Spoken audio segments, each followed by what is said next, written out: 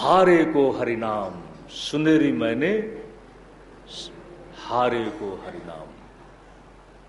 लेकिन भगवान को पुकारा तो सही, ये आर्थ भक्त है, पुकारा कुछ पास में नहीं कि भेंट क्या करें। पत्रम पुष्पम फलम तोयम यो में भक्त्या प्रयच्छति। भाव के साथ सज्जनों कुछ ना कुछ जरूर दो, देना। ईश्वर के पास किसी मंदिर में जा रहे हो, माध्यम है मंदिर। आप जब मंदिर जाते हो तो भगवान के पास जाते हो ना, तो मंदिर क्या हो गया? माध्यम। और मंदिर में बैठे हुए भगवान भगवान है, ऐसा मत सोचना कि वो मूर्ति है, भगवान ही है। भगवान की महिमा का एक चित्रण करने वाला जो शब्द होता है, शब्द के साथ साथ एक शब्दों का वर्ण चित्र है, और इसी के साथ साथ एक चरित्र का महिमा में व्यक्तित्व है। उस महिमा में व्यक्तित्व को जब कागज में बना दिया गया तो साधारण चित्र है, और जब उसको किसी धातु में या पत्थर आदि में गढ़ दिया गया, ध्यान दें सज्जनों, बनाया तो गया है। आप बनाते किसको हैं? आप जब भी बनाते हैं तो अच्छी चीज बनाते हैं कि बुराई की रचना करते हैं? और आप आदरणीय किसको मानते हैं? परम आदरणीय किसको मानते हैं? परम ग्राही किसको मानते हैं? जो शुभ हो। परमात्मा का एक लक्षण बताया है, जो अपने आप में सत्य है, शिव रूप है। सत्यम शिवम सुंदरम, जिसकी सुंदरता भी निर्व्याज है, सार्वकालिक है, सबके लिए है और समरूप है, जिसका शिवत्व भी सबके लिए है। उस ईश्वर को जब एक मूर्तिकार बनाता है, तो मूर्तिकार जब बनाता है तो किसमें बनाया? पत्थर में बनाया ना। अब मैं आपसे जानना चाहता हूं, मूर्तिकार ने अपनी इच्छा से मूर्ति बनाई या आपके संकल्प के अनुसार मूर्ति बनाई? जब मूर्ति बनाई तो कहां मूर्ति बनाई? पत्थर में। पत्थर में मूर्ति थी कि पत्थर में बनने वाली मूर्ति मन के अंदर थी? मन के अंदर थी। अब जब आप मूर्ति देख रहे हैं वहां पर, तो आपके मन में अगर मूर्ति बसी हुई न हो, ईश्वर की छवि, तो उसको आप कैसे देखेंगे? कैसे उसके पास नमन करेंगे? तो जब आप मंदिर में जाते हैं, भगवान के सामने खड़े हैं, तो मूर्ति नहीं, भगवान ही है। ध्यान दें, कुछ लेकर जाओ, चाहे एक फूल ले लो, कुछ लेकर के जाओ। गुरु के पास जाओ, कुछ लेकर जाओ। संत के पास जाओ, खाली हाथ मत जाओ। कहते हैं वैद्य के पास भी जाओ तो, अब तो पुराने वैद्यों की बात अलग हो गई है, अब तो डॉक्टर आ गए हैं। सज्जनों, आज के डॉक्टर बड़े अलग हैं। मैं भी सुन रहा हूं, एक डॉक्टर परिचय देता है कि ये मेरा बहुत पुराना फैमिली है। ठीक, डॉक्टर कहता है कि आप आते नहीं हैं? उस व्यक्ति ने कहा, मैं सोच नहीं पाता आपके पास आऊं कि ना आऊं। आप डॉक्टर के पास जाते हैं तो क्या जाने की इच्छा से जाते हैं? किस लिए जाते हैं? आपका डॉक्टर आपको चाहता है। डॉक्टर अगर ये कहने लगे कि मैं चाहता हूं कि मैं आपकी परिवार की सेवा करता रहूं, और मैं चाहता हूं कि आपकी सेवा मैं रोज रोज करता रहूं, तो आपकी सेवा कब करेगा वो? जब बीमार पड़ो। और आज का डॉक्टर यही चाहता है कि मैं आपकी सेवा। ध्यान देना सज्जनों, पहले के वैद्य ऐसे नहीं होते थे। आज के डॉक्टर आधुनिक परिवेश में हैं। पुराने वैद्य धन्वंतरी के रूप में जन्म तो लेंगे ना, अवतार तो उनका भी होगा। तो ध्यान दें, कुछ लेकर के जाओ। गजेंद्र ने सोचा कि मैं भगवान को भेंट क्या करूं, तो एक पुष्प उठाया और पुष्प उठा करके भेंट करता है। और इसी के साथ भगवान सोचते हैं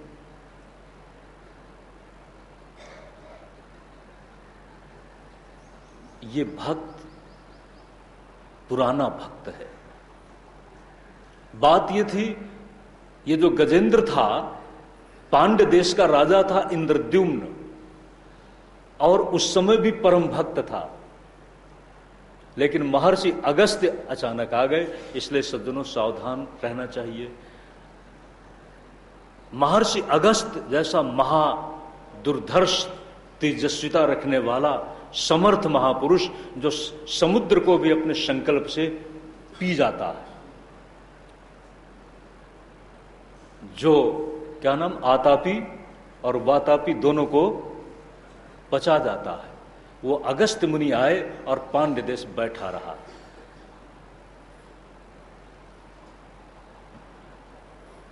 जब कोई ऐसा व्यक्तित्व आ जाए, तुम्हारा एक बार मित्र भी आ जाए ना, तो इतना तो कह ही देना कि आइए, नहीं ज्यादा तो थोड़ा सा आवकार के शब्द बोलकर, थोड़ा समय तो थोड़ा, बिल्कुल उपेक्षा मत करना। इंद्रद्युम्न के द्वारा अगस्त्य मुनि के साथ यथोचित आदर का व्यवहार नहीं हुआ, यहां तक वो चुपचाप बैठा रहा। और देख करके जैसे नाराज जैसा हो गया। इंद्रद्युम्न को अगस्त्य ने कहा है, हाथी जैसा आंखें मिचमिचा करके बैठा है, तुझे हाथी की योनि में ही जाना पड़ेगा। वही गजेंद्र बन गया है। लेकिन भगवान ने सोचा, देखनी, मैं आपको बोल रहा था कि भगवान संत की वाणी को ध्यान में रखते हैं, क्योंकि भगवान के साथ संत समर्पित है। वह संत आपको ईश्वर के साथ जोड़ने की, अपने व्यक्तित्व से, अपनी उपस्थिति से एक अनजाने में सूचना दे रहा है, ईश्वर के भाव जगा रहा है। भगवान ने सोचा कि संत ने जो कह दिया है कोई बात नहीं, इसका उद्धार तो करना ही है। उद्धार करते हैं। ग्राह से उसका उद्धार किया, और उद्धार करने वाले का नाम पड़ गया है हरि। हरि। ध्यान दें सज्जनों, ये अवतार कहते हैं तामस नाम के मनवंतर में हुआ। पहला मनवंतर स्वयंभू मनु के साथ, दूसरा मनवंतर स्वारुचिस मनु के साथ, तीसरा मनवंतर उत्तम नाम से, और चौथा मनवंतर है तामस। तामस में हरि का अवतार हुआ है।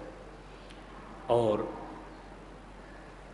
आपको बता रहा था अवतार क्यों होता है, जब अधर्म की वृद्धि हो जाती है।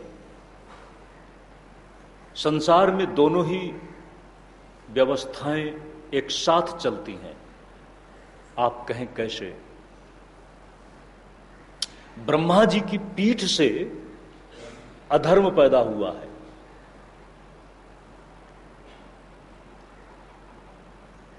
इसीलिए सज्जनों, व्यवहार किसके साथ चलता है? चेहरे के साथ। सौंदर्य का सूचक पृष्ठभाग नहीं, सामने का मुख भाग। लेकिन पीठ के बिना हमारा ये जो प्रत्यक्ष सामने का दर्शन है ये भी नहीं होगा। इसका मतलब है कि पीठ और सामने का व्यक्तित्व तो दोनों एक साथ में है। जब आप सुनते हैं देवासुर संग्राम, तो देवासुर संग्राम इसी का अपने आप में एक रहस्यात्मक द्वंद्व है। कभी देव प्रबल हुए और कभी दानव दैत्य, ये सब एक साथ एक ग्रुप में जुड़ गए।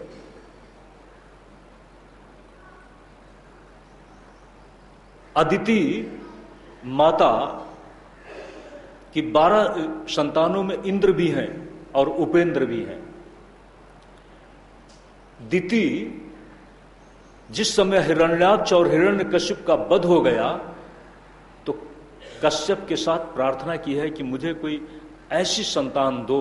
बहुत प्रसन्नता के बाद कश्यप बहुत प्रसन्न हुए, तो दिति ने कहा कि तुम्हारा कोई वांछित हो वो कहो।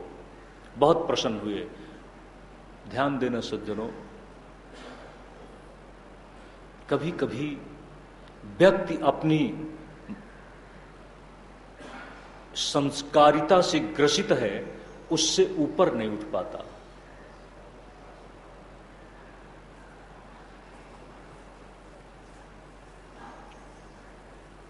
दिति ने कहा कि मुझे ऐसी संतान दो, ऐसी संतान मेरे हो जो इंद्र को मार सके।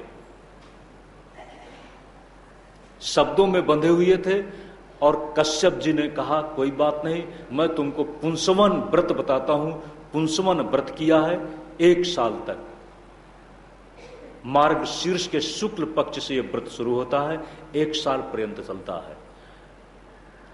लेकिन विधि बताई थी, पवित्र रहने के लिए कुछ सूचनाएं दी थी, इस तरह से रहना, इस तरह से रहना।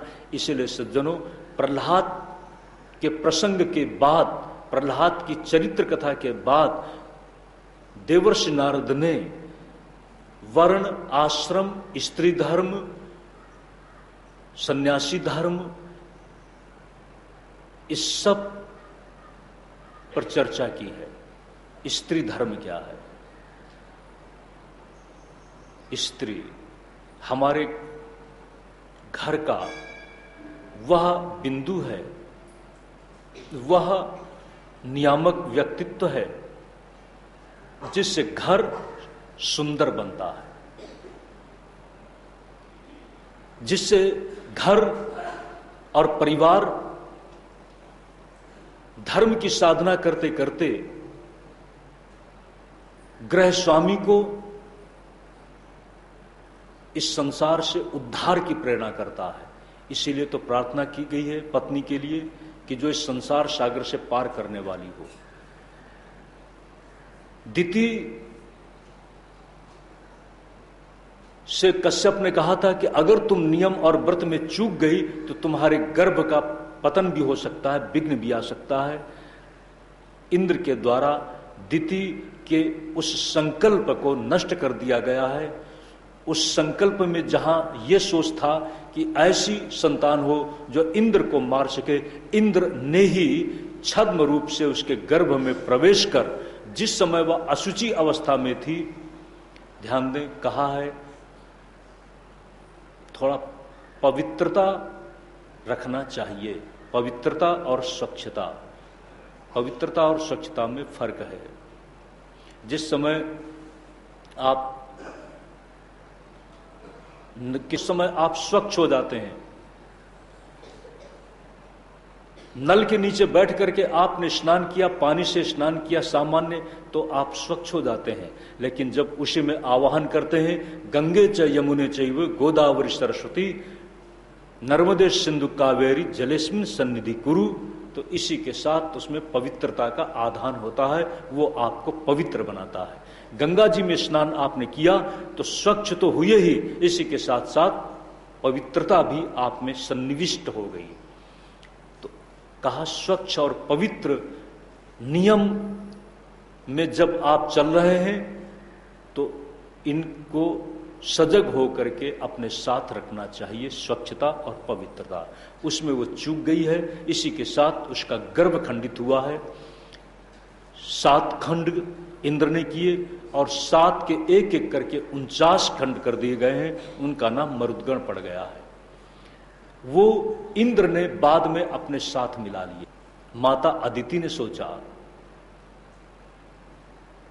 कि दिति अपने उद्योग में आगे रहती है, मुझे भी कुछ करना चाहिए। और कुछ करने के लिए उसके सामने एक प्रसंग बन गया। समय इंद्र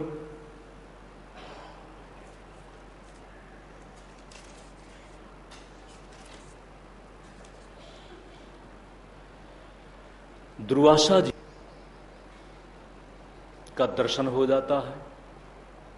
बड़ी प्रसन्नता से, बड़े अहोभाव से इंद्र को एक माला दी। उस माला को, पारिजात की माला,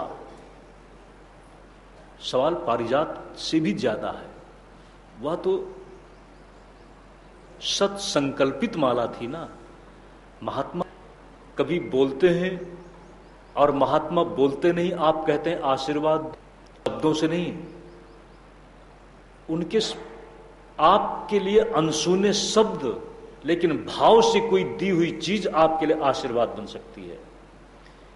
मिट्टी भी उठा दें और अगर आपको, ऐसा तो नहीं करेंगे, लेकिन अगर कर दें तो भी उससे परेशान नहीं होना। अगर गा दें कभी तुमको तो उससे परेशान नहीं होना। पता नहीं उस थप्पड़ के द्वारा कितनी तुम्हारे ऊपर आने वाली आघात की जो चोट थी, किस रूप में आने वाली थी, महात्मा के एक थप्पड़ ने उसको खत्म कर दिया।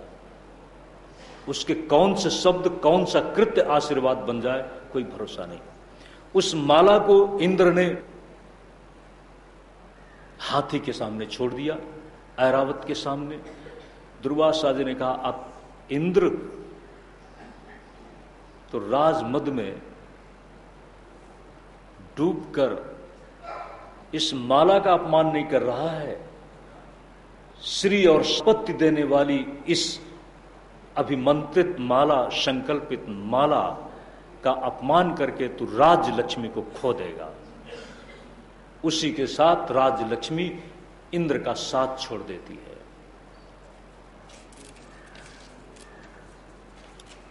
इंद्र भयभीत हो गए। एक बार गुरु नाराज हुए थे, इसलिए ध्यान देना सज्जनों, गुरु को तो मानना ही है, क्योंकि गुरु से बढ़कर परम हितकारी कौन होगा। लेकिन हमारे महात्माओं ने यह भी बोला है, संत बड़े हितकारी, संत बड़े हितकारी। तो ध्यान दें, गुरुजन तो हैं ही, लेकिन कोई भी संत अपने आप में शुभ का आपके लिए संकल्प करते हैं। संत समष्टि के लिए शुभ चिंतन करता है, सबके लिए वह शुभ चिंतक है। इंद्र को इस बात का पूरा डर है कि एक बार गुरु बृहस्पति नाराज हुए थे तो ब्रह्म हत्या लगी थी, और उस समय मेरे पद पर राजा नहुष चले गए थे। उस बात को भूल तो नहीं पाया है। और राजा नहुष इंद्र पद पर गए हैं मोमेंटरी, थोड़ी देर के लिए, लेकिन वो भी भूल गए। इसलिए सज्जनों, जब कुछ मिल जाए तो उसमें अपने स्वरूप की मर्यादा को मत भूलना।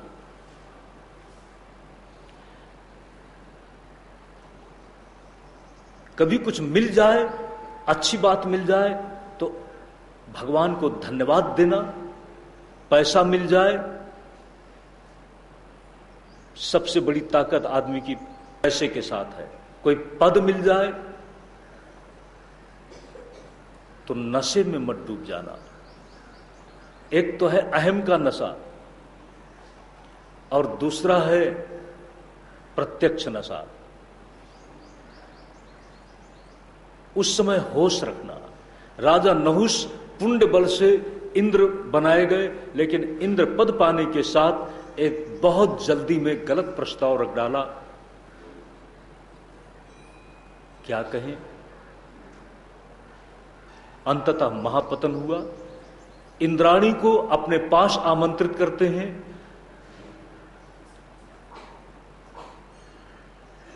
अगर स्थायी पद होता तो कुछ सोच भी लिया जाता, क्योंकि अब कोई संभावना नहीं होती कि इंद्र लौटेंगे। इंद्र पत्नी ने सोचा कि कैसा नासमझ और कैसा जो भारतीय नारी के चरित्र को न समझता हो, कैसा खलनायक यहां आ गया है। अपने अधिकारों की जो समीक्षा नहीं कर सकता और दूसरे की आचार संहिता का जो सही आकलन नहीं कर सकता, उसी को कहेंगे विवेक में अंधा। ये तो विवेक में अंधा आ गया है।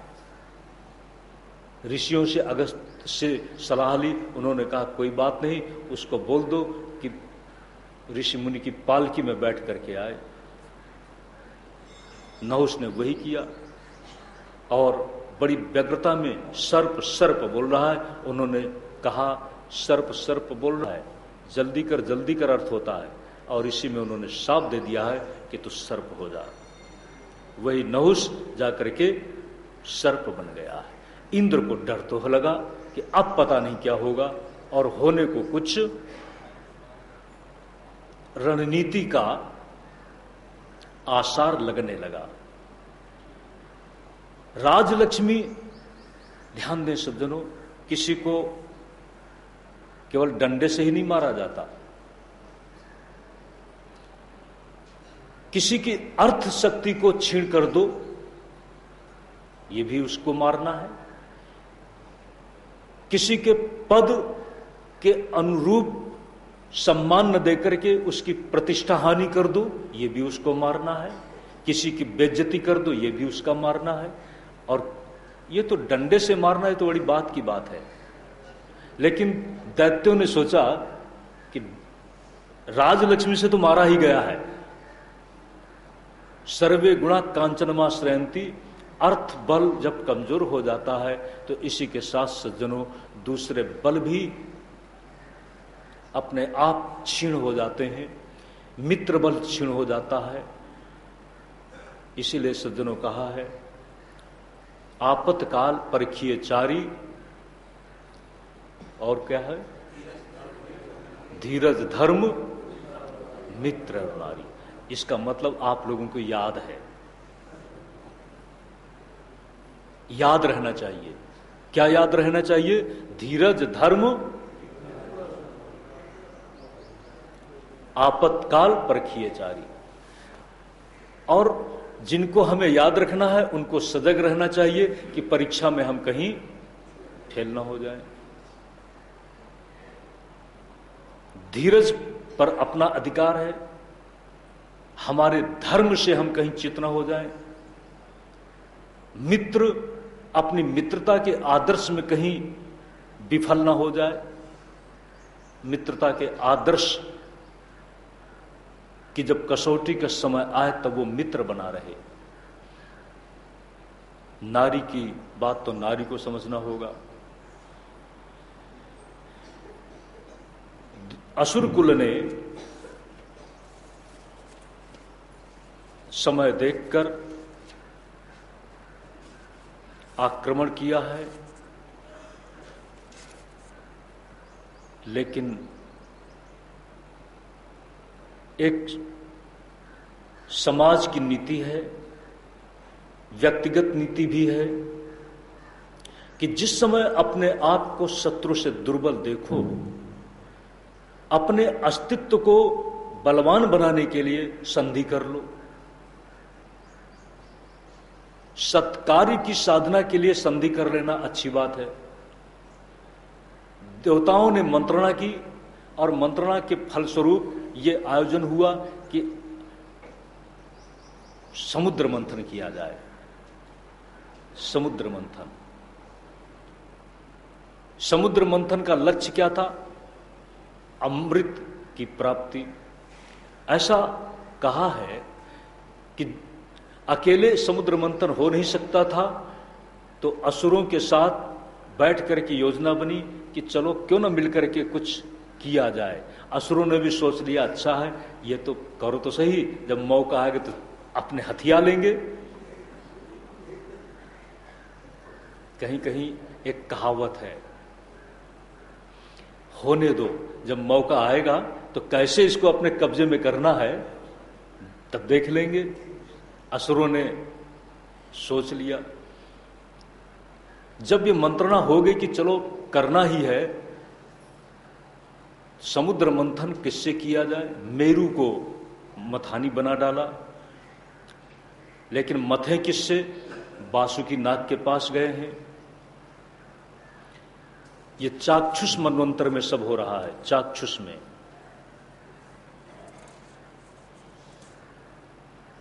जिस समय वासुकी को प्रसन्न किया और वासुकी मेरु रूपी मथाने में लिपट गया, तब देवताओं में अग्रगण्य नायक भगवान विष्णु देवताओं को कहा कि चलो अब रस्सी को पकड़ना है ना। तो एक तरफ से आवाज आई, अपने पूंछ थोड़ा पकड़ना है। अपनी पूंछ, हम पूंछ क्या बोलते हैं, पूंछ पकड़ा थोड़ा बनना है अपने को। देवताओं ने कहा, एक खुसर खुसर की आवाज आई और सीधा मुख की तरफ खड़े हो गए। असुरों ने कहा, अच्छा हम कोई तुमसे कमजोर हैं जो हम पूंछ पकड़ करके अपनी प्रतिष्ठा और अपने बल के में हम कोई कमजोर हैं? नहीं। देवताओं को कहा कि पूंछ हम नहीं पकड़ेंगे, हम पूंछ पकड़ने वाले तो नहीं बनेंगे। असुरों ने अपना निश्चित तुरंत दे दिया कि हम कुछ भी हो जाए पूंछ नहीं पकड़ेंगे। और यही तो अभिमत था,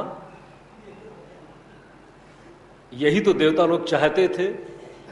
विष्णु ने कहा, बस पीछे हट जाओ, अब बात मत करना, मौका है। विष्णु के कहने से पीछे हटे और मंथन शुरू हुआ। ध्यान देना, मंथन करते करते उसकी फुत्कार से असुर लोग बेचारे काले पड़ गए।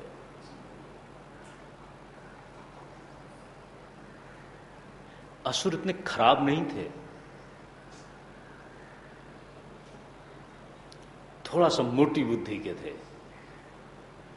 अपने बल पर भरोसा रखते थे, अपने स्वाभिमान के साथ चलते थे। अपनी तपस्या से उन्होंने कुछ पाया था, मांग जांच करके नहीं पाया था। इसीलिए सज्जनों, असुरों का पक्ष हमेशा बलवान रहा है। जो समाज मांगने का आदती बन जाता है, वो कितना ही कुछ पा जाए, मांगने की वृत्ति उसकी मिटती नहीं और वो कमजोर बना रहता है। इसलिए सज्जनों, अपने पुरुषार्थ के द्वारा अपने स्वाभिमान और अपनी अस्मिता की भूमि में व्यक्ति को रहने का प्रयास करना चाहिए।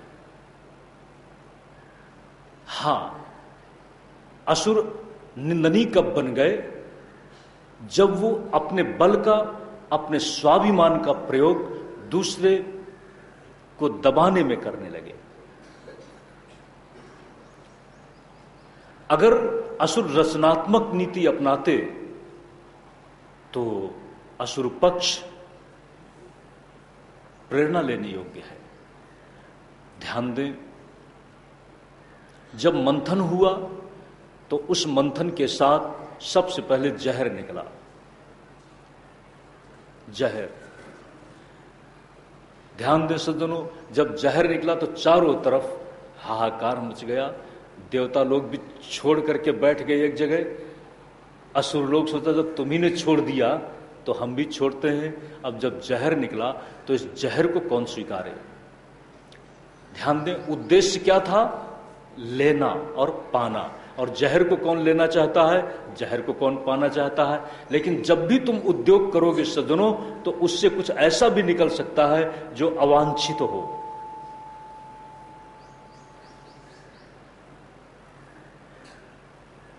लोगों ने कहा पूजा करना है तो ठीक है,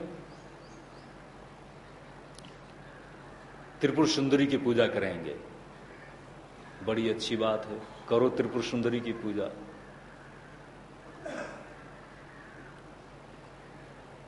लेकिन त्रिपुर सुंदरी की पूजा तो करेंगे,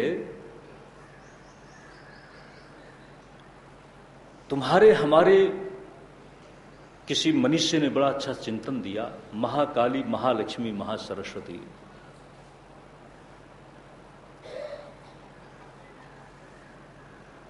ये उपासना का परम सत्य है,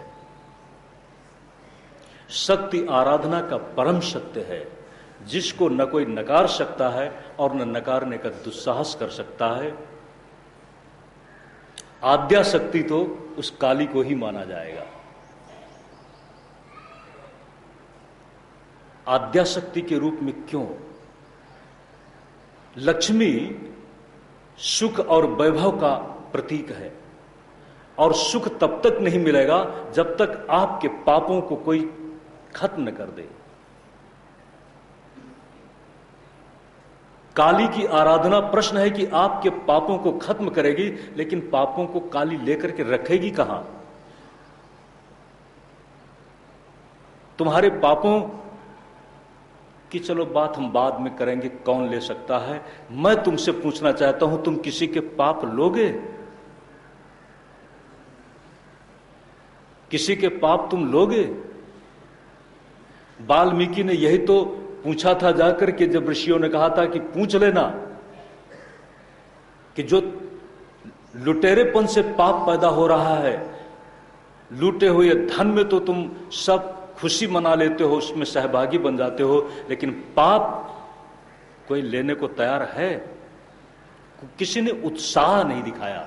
हम आपसे बोल रहे हैं तो आप भी उत्साह नहीं दिखा रहे हैं किसी के पाप लेने के लिए। प्रश्न है, काली अगर पाप करेगी समन का, तो पाप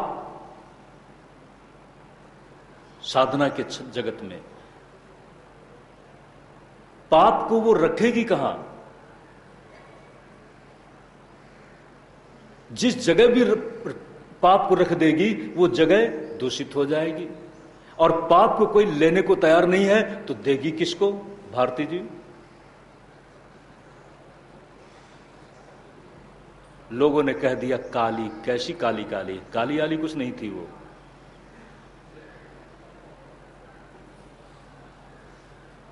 तुम्हारे दोषों को, जैसे मां बच्चे के दोषों को कोई बिना परवाह किए हुए, जैसे वो बिना घृणा के भी स्वीकार कर लेती है। उसका बच्चे का मलमूत्र भी अगर उसके कपड़ों में लग गया तो उसको कोई बात नहीं।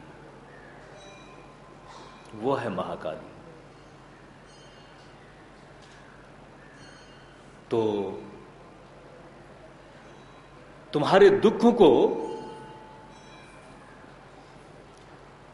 चाहते नहीं तुम, और दुख है पाप का परिणाम, तब प्रश्न है सबसे पहले पापों का प्राक्षालन हो, और पाप का प्राक्षालन होगा तब इसके बाद पुण्य जनित सुख मिलेगा।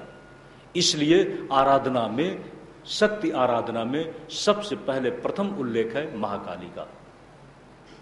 एक ही शक्ति अपने आप में अपने आप को रूपांतरित कर डालती है।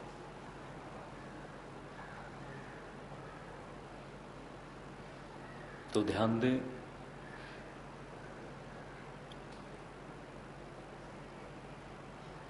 उस महाशक्ति के द्वारा जिस तरह से पापों को शमित कर दिया जाता है,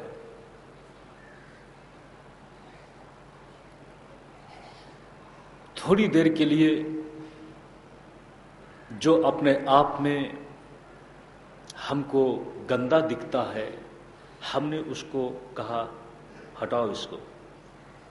एक गंदा आदमी हमने कहा अरे इससे दूर रहो, इसी से तो अछूतपन शुरू हुआ। लेकिन वो गंदा आदमी गंदा नहीं था, वो हमारी गंदगी को साफ करने के कारण गंदा हुआ था। हमारी गंदगी को साफ करने के कारण। अगर हमारे आपके दरवाजे के सामने कूड़ा पड़ा है तो घर के लोग कहते हैं ए रामू सफाई कर, लेकिन रामू बेचारे को सोफा में बैठने का अधिकार नहीं है।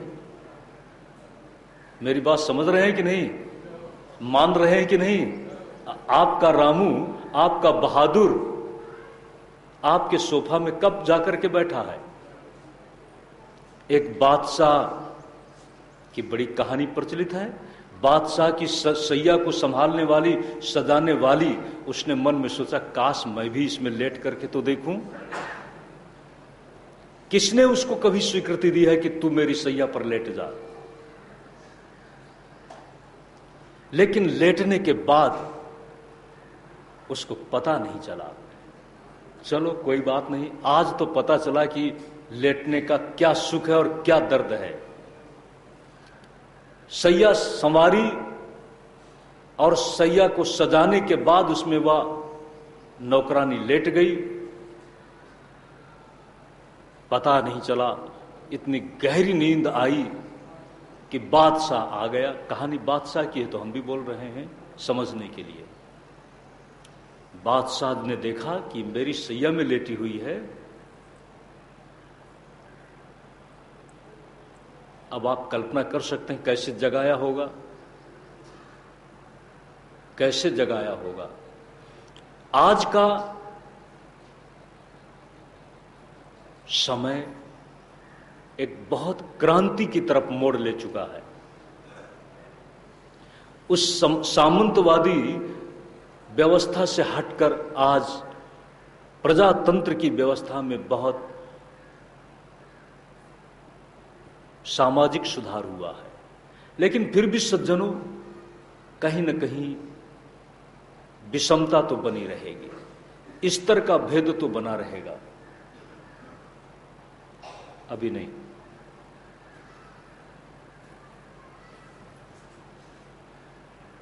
शाम के समय स्तर का भेद तो बना रहेगा। राजा ने, उस बादशाह ने उस बांदी को कैसे जगाया होगा, जरा आप कल्पना करिए।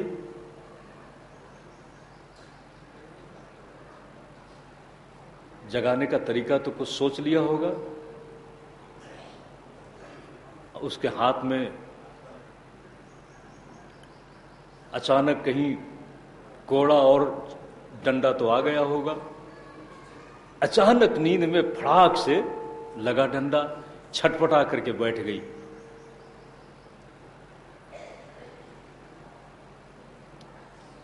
एक डंडा लगाने के बाद दूसरा डंडा लगाने का मन हो जाता है।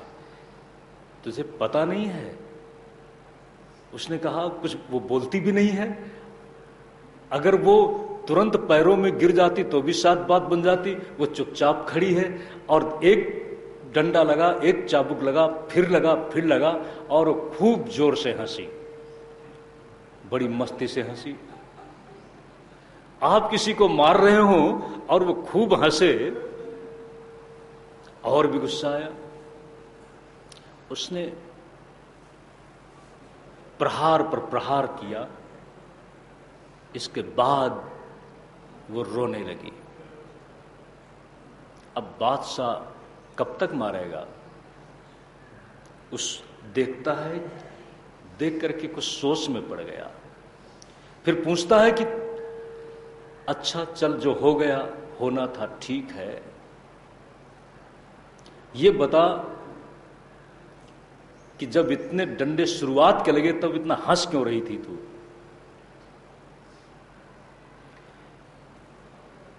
उसने कहा मैं इसलिए हंस रही थी कि चलो हमको इस सैया में सोने का सुख तो मिला। मेरी बहुत पुरानी ललक थी, बहुत पुरानी चाह थी, वो मैंने पा ली। हंस रही थी। इसी के साथ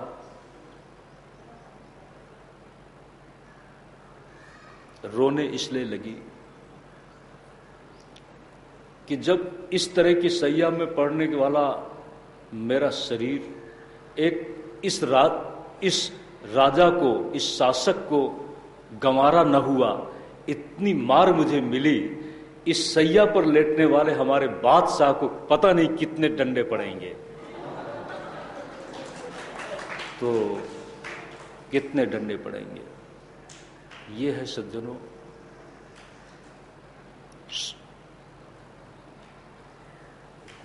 कहीं कुछ अनुभव के जगत में विडंबना भी है,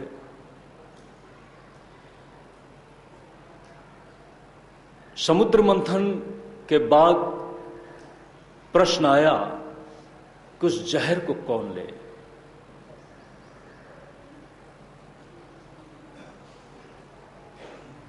जिसने अपने आप को पहले से ही समाधि में रख लिया हो, समाधि का सामर्थ्य जिसके पास हो, तपस्या का बल जिसके पास में हो, सज्जनों, मौत को वही स्वीकार करने को उत्साह दिखा सकते